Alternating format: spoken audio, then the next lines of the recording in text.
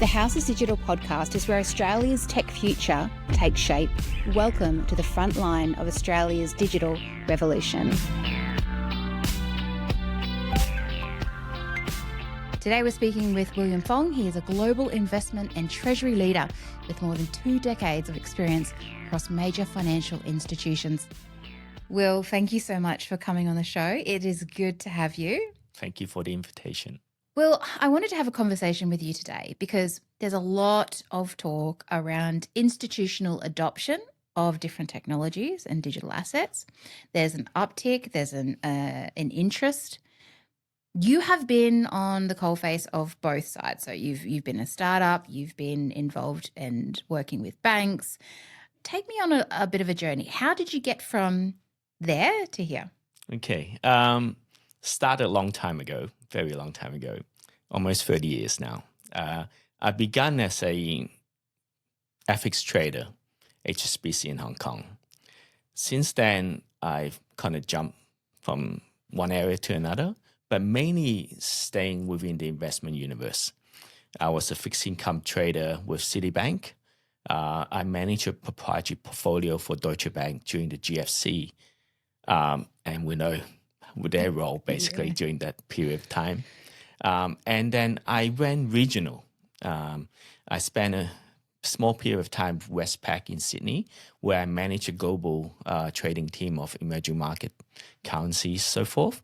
And I actually went back to Asia and worked for the largest Malaysian bank, Maybank, on the credit portfolio management. I've also worked in the buy side, hedge funds and so forth. But it was when I came back to Australia in 2017 to escape literally going overseas and just traveling and bobbing around everywhere. And I came back to study. So I began my PhD study in 2018, which I'm hopefully finishing off now. But during the pandemic, I was just at home playing with my fingers while trying to work out what sort of thesis I'm going to generate. Someone offered me a package idea saying they would teach me digital assets and they'll pay me for it. And I could just do it while staying home. And This sounds very 2017. I kind of I looked around every single risk I could think of, and I just couldn't think of any. So I entered the arena around the pandemic period. And since then, I've helped to both develop and integrate the traditional finance investment universe into this side of the fence. And at the moment, we've worked with a number of universities on academic achievements, trying to help them with guest lecturing on the digital universe, helping them on curriculum advisories on the next set of new digital economy type academic curriculum. And we are trying to be a good corporate citizen, working with DECA and so forth, and really moving towards institutionalization of this particular asset class. And how would you say that's progressing? Like historically, you've obviously been in TradFi for a very long time, and since 2017 in digital assets. And might I say, in 2017, I was also paid to do some research on a particular digital asset, and went over to Dubai, and it was to do some research on this particular coin. It's very 2017, your story. What was it about digital assets that, because it's been since 2017, you're still in it? I'm still in it. So you've moved out of TradFi into digital asset. You're still here. What is it about it? I don't actually know if I actually moved out of TradFi into here. I've always viewed digital assets as something that requires a bridge between the two to make it scalable and become adoptable. Because if I look back to the way asset classes are actually monitored, right? Total equity market cap globally is about $90 trillion. Fixed income is much bigger. It's between $130 to $140 trillion. we crossed over 4 trillion on the digital asset side last year, and we're falling back behind it. But the growth prospect and the amount of generation of interest into this space are phenomenal. But if you are able, which we are doing right now, to link between all three universes together, then basically you don't have to reinvent a totally new asset class to grow into that kind of scale, right? That you're talking about having a digital asset that, if by itself, needs to go 100x to even become relevant. But what we're seeing now, the tokenization of stock markets, fixed income, even foreign exchange, real estate, private credits, that's all progressing faster than what we could even predict 12 months ago. So what I see this is, it's literally requiring that particular bridge. When you speak to many institutional investors nowadays, they know what's going on. I mean, obviously, every single day they're involved with headlines and how the progress of migration between the traditional asset into digital universe. And many of them are thinking, I don't need a new product. I don't mind having atomic settlement. Yeah. It took us decades to go from having a settlement on bond contracts, physically transferring from one place to another, to maybe T+5 into T+3, and then now a bit better on the settlement side. But if you tell me tomorrow exactly the same contract settles before you go out to lunch, I'm certain many of the traditional finance investors will say that I would love that. Where do I sign? Yeah. But what's holding things up then? Because you can I agree. TradFi is looking at it, and there's agreement. There's definitely an opportunity here. But in your view, what's the hold up then? There is a lot of, there's always going to be inertia and barrier to entry when you try to disrupt an entire industry. A lot of people rely on custodian control. Stock market clearinghouses require private, centralized membership type of control in order for them to make sure that counterparty risk are reduced. Now, you can't just walk in the door and tell them that tomorrow it'll be decentralized and basically you're going to lose every single bit of control over the settlement side. So I think that there's definitely a lot more confidence and a lot more government-driven initiative that's required to make this legitimate. And I think that's one of the reasons why here in Australia, the super funding industry has been sitting on the sideline forever. I mean, for them, it's like, hey, we've got the fourth or third biggest asset pool in the world, despite the fact we only got 27 million on population. But I don't see any single allocation into this universe right now. Now, they're looking at ETFs, obviously, but ETF doesn't give you the kind of scale and efficiency of natural digital assets. They can't hedge themselves 24/7, right? They rely on a T+2 stock market settlement system. There's a lot of things that doesn't really take up the benefits of natural digital economy. So I think that it needs to move, but there are definitely a lot of incentive that needs to come from the regulators and government as well. I don't mean just licensing and just basically criteria relating to rules, but as well as initiative to promote this particular efficiency. And that I haven't seen as much from Australia, right? I've seen overseas where I've seen huge seminars arranged by the think tanks that's part of the government. And basically they're promoting atomic settlements. They're promoting the tokenization of some of these existing assets, but making things more efficient, but also slowly a semi decentralized platform where the government still have oversight, but then you're not kind of giving the keys basically to the DeFi space on day one. I agree on all of those points. Actually, there are other jurisdictions who are more friendly to innovation. And I know going over to Japan in particular, it is quite a different world when you have the regulators actually they run their own crypto events and they walk around in hoodies. They have a hotline that you can call and to seek advice if you're a fintech startup.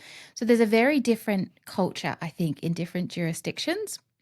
But it doesn't take away in Australia, there is an opportunity there for our regulators to be just as engaging as a reflection of the Australian adoption and the Australian interest in digital assets on the self-managed super fund side of things. And you spoke to the opportunity with super funds, and the US is very aware of our pool, and they would like to, I think, copy and paste it. It's a good setup.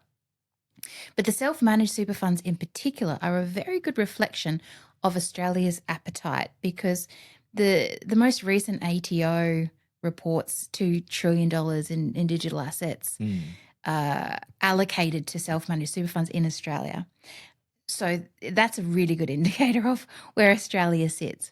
So there is an opportunity for the Australian government to look at that and think about that, see the opportunity if you were to embrace it, like you say. But how do they go about that? Because they've also got to weigh up the risk, Will. Because there's, they need to consider the safety of Australians.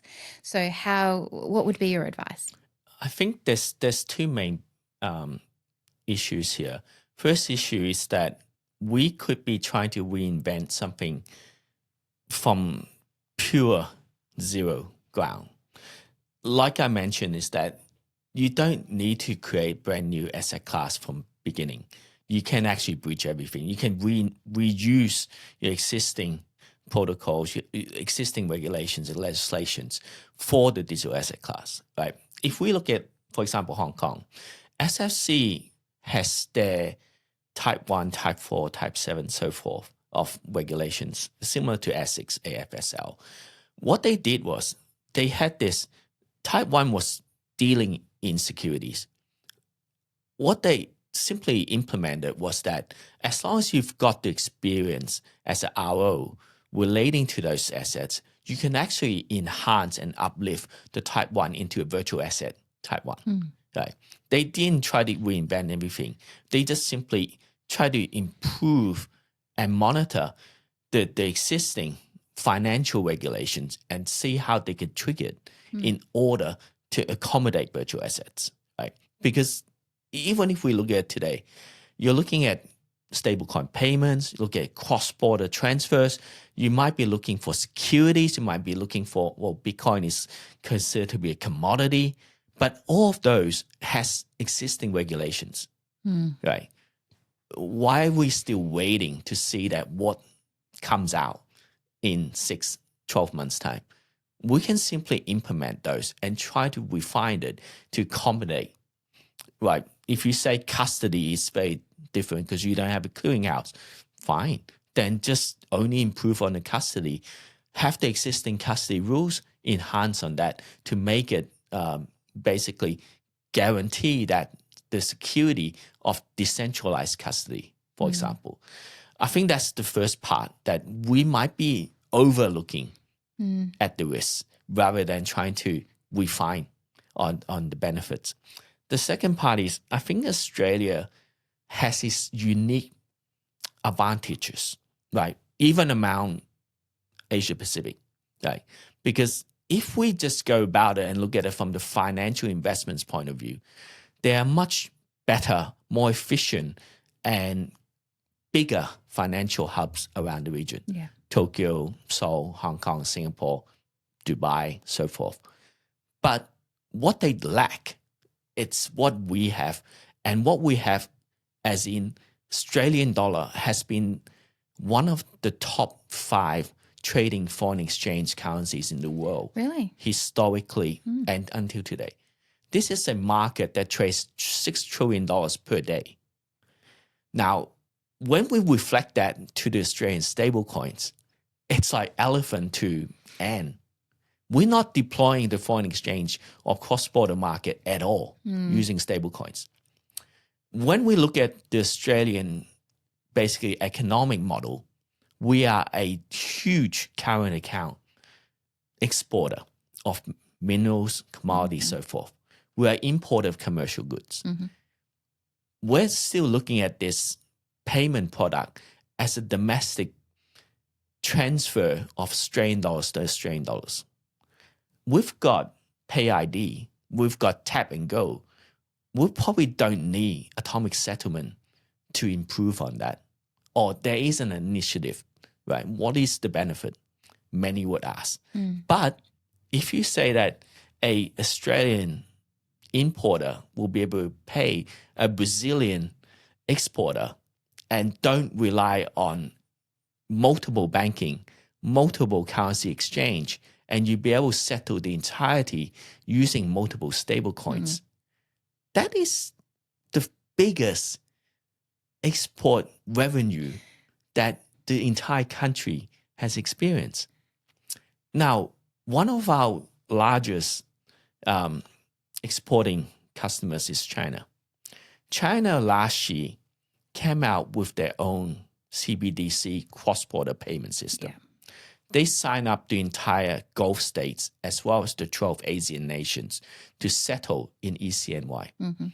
Now, okay, we probably won't be able to tap into that because it's actually private blockchain anyway. But the fact is, we weren't even invited to the table to discuss when we export 30% of our goods to this particular region. So I think there are many items we do need to explore in order to take advantage of our own beneficiary advantages, which we aren't. Do you think there's other opportunities? I know that we weren't invited to that table, but with respect to the US and the UK and Canada, we are at those tables, and there's people alluding to the possible sort of same setup as what we've seen in China. So do you know much about that, and can you share? Definitely.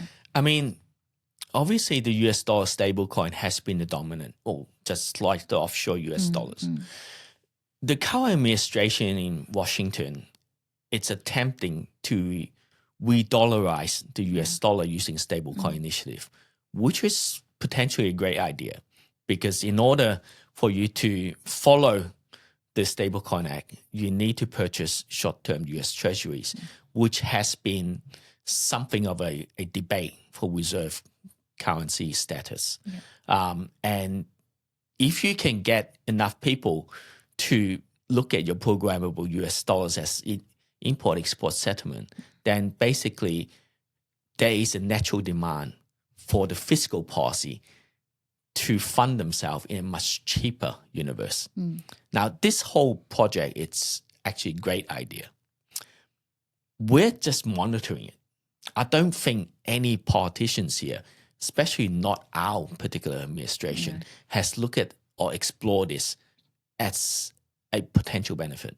Now, have we even thought about using a domestic stablecoin, or in that case, a CBDC, to perform part of our minerals exports, right? Yeah, and so we're currently, I think, just watching on the sidelines what's unfolding across the world, and we do have a tendency to do that as a nation, and we wait and see and fast follow or slow follow in a lot of aspects. Actually, we haven't adopted some of what the rest of the world has adopted. As things progress, stablecoins, there's a few that have been licensed. There's a lot of innovation happening. You're innovating. The DFCRC is innovating. You've been involved in some of those projects. Do you think that that waiting on the sidelines with caution is warranted for now, or do you think that it might just be time to take that action? And what does that action look like? Is it another DFCRC project? Is it something that the RBA does, or our local MPs? My ambition for domestically are probably way beyond, well, seems to be braggy, but I feel that it's way beyond what the current status of research is. Because I look at stablecoin CBDCs and even the entire digital economy as in a full transformation of our monetary, fiscal, and literally the entire banking system. We are rebranding into Signify next month, and then we'll be publishing one idea that we have, which literally changes the money supply of the RBAs and the money velocity multiplier through the banking system by an incorporation of a two-tier system using a CBDC issue government bond on the fiscal side, and then a private through the existing inner circle ADI system using CBDC issued by RBA, and then a second tier system managed by both banks as well as any financial institution that is up and coming on issuance of stablecoins in order to generate a completely migration of the existing monetary and fiscal system into digital space. Okay, so I see that as inevitable. Okay, there's a lot of the graduation of our current financial system appears to be cashless, seamless, programmable, CBDCs and stablecoins. But what you just said was for the average punter, would you be able to break down in a few different parts how your theory or what your product that you might be launching, can you break it down in a few parts? What role does the RBA play? And then what does that mean for the consumer? No, definitely. I won't go through the entire article, obviously, but on the brief, it comes from the point of fiscal policy matched by the government who issues debt. Now, part of this debt, they will be issuing it in CBDC. This particular AAA Commonwealth debt will then be circulated to the banks and so forth. CBDC will basically be still controlled by the RBA and the inner circle of financial institutions. But on the second layer, banks and basically issuance of stablecoins will purchase this government debt, which is AAA rated, onto their balance sheet. The issue of the debt will be tokenized version. Okay. So on the back of this tokenized debt, it will basically be able to issue their own stablecoin, which needs to be fungible throughout the entire money supply chain. Yeah. So because of the AAA rated status Commonwealth government, banks will be able to use a 1-to-1 and issue this particular money into the supply, but elevating the credit profile. So basically, any type of lending or investment they use the stablecoin usage will actually have the credibility of a AAA backed Commonwealth government status on the back of one-on-one. It sounds transitionary and compatible with the system that we already have, essentially. Some of the resistance that we've seen is around, I guess, we have our traditional banking system, and there's concern around, enabling some of this innovation because it might destabilize our current financial system. What you've posed there is quite a shift. It is transitional. It can be integrated into our current financial system, but what would be the consequence of some of what you're talking about? Because I know that there's innovation happening. There's sandboxes. There's the research project Acacia. There's other things that different, I think ASIC has its enhanced sandbox. What needs to happen? Because that sounds like a very big project. No, definitely. And it can't be done by us or anybody on the private sector. It has to be initiated, perhaps investigated by DFCRC and RBA, so forth. But what we see as a downside is that we've went through many, I even personally went through many financial crises myself in almost the front line. Went through the Asian financial crisis, the European financial crisis, and the GFC, so forth, and then the pandemic. Almost all of them were related to banks, right? Yeah. And in many cases, it's not just commercial banks, investment banks, and so forth. I mean, in many cases, it's because of that trust in the credibility of the banking system.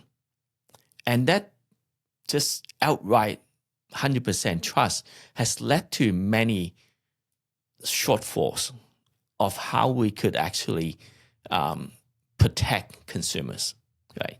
Especially like what we see in the GFC, where investment banks were able to issue such as credit profiles on the back of what they assumed to be 100% backed by mortgage. But then end up what we realized was, no, you're basically just taking an IOU from the banking sector and they didn't actually come back and pay you.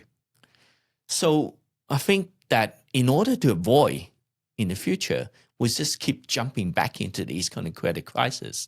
Something needs to change. And that trustless of the banking system could potentially mean that, well, instead of transferring from bank A to bank B on an IOU between the two, you're basically transferring atomically, right? There's no going back. Once this particular token goes from A to B on the blockchain, then he can't default. I think that it's what's needed in order to take out some of these credit issues that we've seen over the last decades keep occurring. An opportunity to implement that would be to mitigate some of the risks. There are, a lot of people are saying that there's a financial crisis on the horizon and there's an expectation that we'll see that soon. I'm not quite sure, and don't quote me. I don't agree or disagree, but we have seen them, like you say, time and time again. Apart from the paper that you'll be releasing, what other, I guess if we're expecting some sort of infrastructure collapse, other technologies, I mean, I know that digital assets and stablecoins and tokenization, there are opportunities there. But what sort of infrastructure would we need? Yeah, I think that one of the new products on regulation discussion for the new AFSL comes down to custodian of digital assets. Now, that's a major topic, obviously, because from my point of view is that when you have traditional finance assets, geographically, you can actually place them on a clearinghouse domestically or with a nation that's supposedly friendly to your particular needs, such as maybe your clearinghouse and custody in the NASDAQ in US through Clearstream, so forth, or in Euroclear in France and Germany, so forth. But what we've seen is there's definitely hot wallets and even warm wallets currently, especially if you're placing your assets on an exchange. You don't actually know where the keys are. Those keys could be in an adversary jurisdiction anytime. Yeah. And when you actually say that, let's say that if we're allocating 10% of our super funds custodian asset into this particular wallet, then at the time, if there's geopolitical tension between the two, they could literally just cancel the keys or hide it or not give it back to you, right? So that hasn't been addressed at all, I don't think. And I don't think that we've actually got many large domestically custody providers at this moment that's actually addressing that. I think you're right. I think that is. I don't think we've got any local custody providers. Even domestic exchange and providers are using offshore custodian where they're actually sharing some of the keys with them, right? That's difficult to think about, isn't it? Because I mean, we talk about risk and we talk about opportunity, but every single day, particularly those who are dabbling in digital assets, don't think about that, you know. But I mean, we've always heard if you don't have your keys, and it's not your crypto. Yeah, exactly. Essentially, right. You have some things that are in the works. You've got a rebrand. You've got 30-something years under your belt across multiple verticals. So what I imagine is that you have this little pot of something amazing brewing, which is the intersection of all the things that you've experienced over your career, and you're building something quite profound. You touched a little bit on it before, but you're rebranding for a reason. What's in the pipeline and why? How does it serve Australia? Yeah, I think vertical is actually good idea of labeling. Our company started with ultra high net worth family office. What we found was that there was actually a need for us to have our own in-house capabilities on the infrastructure to perform investments, so forth.